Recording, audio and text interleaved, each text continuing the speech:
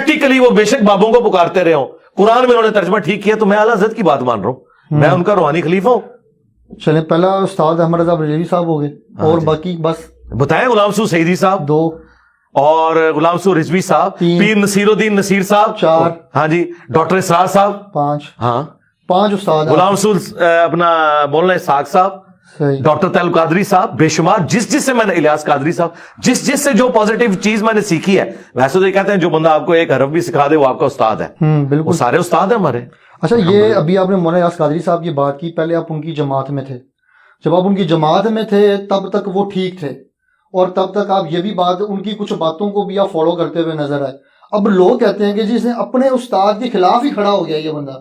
پہلے باتیں استاد کی ساری ٹھیک لگتی تھی اسے, پہلے جو کہتے تھے استاد صاحب یہ ہاں جی ٹھیک ہے, مریدوں کی طرح صحیح کا اس کو کر رہے تھے. اب اچانک ہی اٹھا اور ساری باتیں نہیں, اچانک نہیں ہوا. میں نے جب دیکھا کہ میرے استاد صاحب مجھے وہ باتیں بتا رہے ہیں جو اس شخص کی تعلیمات سے ٹکراتی ہیں, کہ جس شخص کی محبت میں نے اپنے استاد سے محبت کی تھی, یعنی کہ رسول اللہ صلی اللہ علیہ وسلم, تو ہم نے تو یہی سیکھا ہے کہ بڑے سے بڑا بھی کوئی بزرگ ہو, اگر وہ رسول اللہ کے خلاف چلتا ہے تو اس کی پھر اس معاملے میں تو عزت نہیں ہوگی. ہیومن ڈگنیٹی میں آپ بے شک عزت کریں. رہ گئے الیاس قادری صاحب, تو الیاس قادری صاحب کی جو باتیں صحیح ہیں وہ آج تک ہم لے کے چل رہے ہیں. یہ پگڑی آپ کو جو نظر آ رہی ہے الیاس قادری صاحب صحیح, ہم نے یہ اس وقت سے, میں یہ کٹ والی پگڑی پہنتا ہوں جب سے وہ پہن رہے, تو ہم بھی انہی سے سیکھی ہے. اس کے علاوہ کرتا شلوار میں نے اس وقت سے سلوار ہوں, اور ابھی تک اسی طریقے سے سلوار ہوں میں. وہ دوسرے والا نہیں, یہ آپ کے کالر والی نہیں پہنتا, حالانکہ میں اسے جائز سمجھتا ہوں.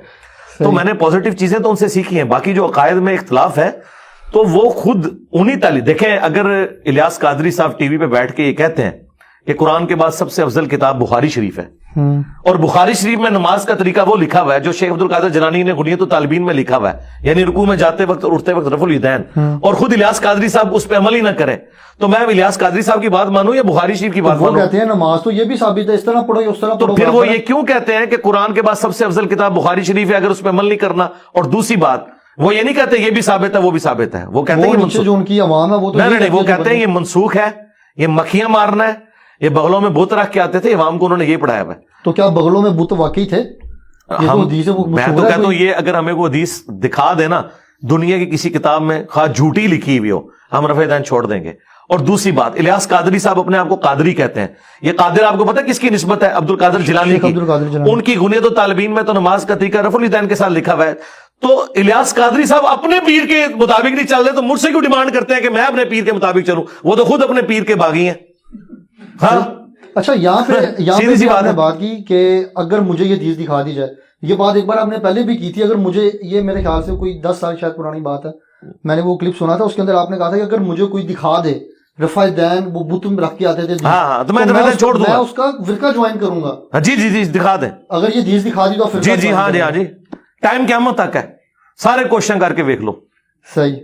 اچھا, یہ جو آپ کی اکیڈمی چل رہی ہے اس کا اینڈ کیا ہے؟ جب ظاہری بات ہے میں نے بھی ایک دن جانا, آپ نے بھی جانا, سب نے جانا, جب آپ کی مطلب ڈیتھ ہو جاتی ہے اس کے بعد کیا یہاں پہ کوئی اور انجینئر آ کے بیٹھ جائے گا یا کوئی شاگرد بیٹھ جائے گا؟ کوئی بھی نہیں بیٹھے گا انشاءاللہ. یا پھر اس طرح کوئی معاملہ شروع ہو جائے کہ ہر شہر کے اندر ایک اکیڈمی کھل گئی ہے, ہاں جی آجو ادھر آجو, وہی اکائی جو انجینئر محمد علی مرزا کے تھے وہی ہمارے ہیں, وہی اکیڈمی آپ کے نام سے ہر جگہ کھل جائے گی. دیکھیں یہ کیا معاملہ ہوں گے؟ یہ تو اس صورت میں ہوتا نا اگر میں اپنی زندگی میں ایک کام ڈالتا. آپ کو دیوبند اور بریلویوں کی مسجدیں اور مدرسے جو نظر آ رہے ہیں نا, ان کے بانیوں نے اپنی زندگی میں یہ سارے مدارس بنائے ہیں اور اس نام کے اوپر ڈگریاں ایشو کی ہیں, اس نام پہ مسجدیں بنائی ہیں. تو میں نے ابھی 14 سال, آلموسٹ 15واں سال شروع ہو چکا ہے, نہ کوئی مسجد بنائی, نہ کوئی چندہ بک بنائی, انہی کے پیچھے نمازیں پڑھتا ہوں, انہی کو چندے دیتا ہوں. کوئی فرقہ لانچ نہیں کیا, کوئی اکیڈمی نہیں بنائی جس میں آگے لوگ تعلیم حاصل کریں. یہ اکیڈمی تو اس کا نام ہے, یہاں پہ اسٹوڈیو ریکارڈنگ ہوتی ہے اور لوگ آگے مجھ سے ملاقات کرتے ہیں, اور اس کے بعد یہ اتوار والے دن ہی بند ہو جاتی ہے, پھر اگلی اتوار کو کھلتی ہے. ہم نے کسی شہر میں کوئی اس طرح کی برانچ نہیں بنائی ہوئی. اور دوسرا آپ نے کہا ادھر آگے کون بیٹھے گا؟ میرے بھائی میں یہاں پہ جو بیٹھا ہوں وہ کسی کی سیٹ پہ تو نہیں بیٹھا نا. نہیں, کسی کی سیٹ پہ. اچھا, اب آپ سمجھیں, اللہ تعالیٰ اپنے بندوں کو اٹھاتا ہے. مولانا مودودی رحمہ اللہ دنیا سے تشریف لے گئے, ان کی سیٹ کے اوپر ان کی جماعت میں سے کوئی بندہ نہیں آگے بیٹھ سکا جو وہ علمی کام کرتا ہے جو ڈاکٹر اسرار نے کیا. تو وہ اللہ تعالیٰ نے ان کو اٹھایا. مولانا اسحاق صاحب ان کی لیگیسی کو آگے لے کے چلے, مولانا مودودی کی, وہ فیصلہ آباد میں تھے. اور مولانا اسحاق صاحب نے جس طریقے سے سنی شیعہ کنفلکٹ کے لیے جو ایفرٹ پٹ کی اس کو ریزالو کرنے کے لیے, وہ اس لیگیسی کو آگے میں لے کے چلوں. تو یہ اللہ کی مرضی ہے کہ کس جگہ پہ بندہ اٹھائے گا. مجھے نہیں پتا میرا کون سا اسٹوڈنٹ یا اس لیگیسی کو کون آگے لے کے چلے گا. ہم نے نہ کوئی ادھر بازار بنانا ہے, میرے پاس اکیڈمی بند. مطلب آپ کے یہ کرائے پہ ہے بھائی, یہ خریدی نہیں ہوئی ہے, یہ کرایہ دینا یہ بند کر دیں گے, خود ہی اکیڈمی بند ہو جائے گی. اچھا, کرایہ آپ جو دے رہے ہیں, جو سارے معاملات چل رہے ہیں, یہ آپ خود چلا رہے ہیں؟ نہیں, میں مسلح کے نیچے سے سونا نکالتا ہوں اور دیتا ہوں. آپ کے بابے نکال سکتے ہیں تو میں نہیں نکال سکتا. صحیح. ہاں جی, مسلح کے نیچے سے نکالتا ہوں اور دیتا ہوں. ظاہر ہے خود ہی دے رہے ہیں جی, تو اور ڈالروں میں تو پیمنٹ نہیں آپ کے پاس تو بڑے پیسے ہیں پھر. جی کتنے پیسے یار, کوئی اس کا کوئی اربوں روپیہ تو کرایہ نہیں ہے نا میرے بھائی. صحیح. اس میں کون سا مسئلہ ہے.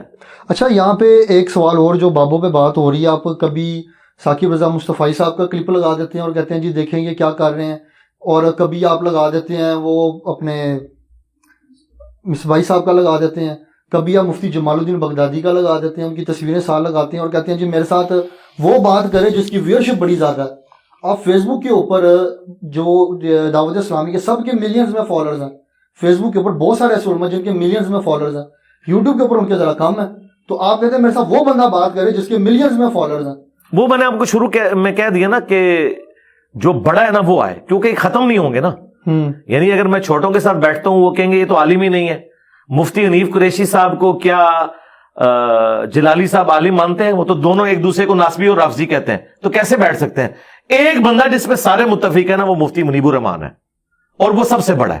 وہ میں نے آپ کو پہلے جواب دے دیا. اب یہ جو آپ نے کہا نا میں کلپ لگاتا ہوں, کلپ میں اس لیے لگاتا ہوں ساتھ کہ آپ کو بتاؤں کہ دیکھیں, ایک طرف تو ہمیں نبی اسلام کی تعلیمات بخاری مسلم میں اما عائشہ روایت کر رہی ہیں کہ نبی الاسلام نے کبھی کسی غیر محرم عورت کو بیعت کے لیے ہاتھ نہیں لگایا, اور ثاقب رضا مصطفی صاحب کہہ رہے ہیں کہ ان کے پیر صاحب جو ہیں وہ مینارے سے چل پڑے اور اس عورت کو چبارے سے پھینکا گیا اور انہوں نے مریدنی کو کیچ کیا. اب جب وہ غیر محرم عورتوں کو آگے پیر کیچ کر رہا ہے تو میں یہ بتاؤں گا نا کہ یار یہ دیکھو یہ کس بزرگ کے ماننے والے ہیں. اسی طریقے سے جب آپ یہ بتاتے ہیں کہ شیخ عبد القادر جیلانی نے, الیاس قادری صاحب نے لکھا ہے کہ انہوں نے نگاہ مار کے اپنا مرید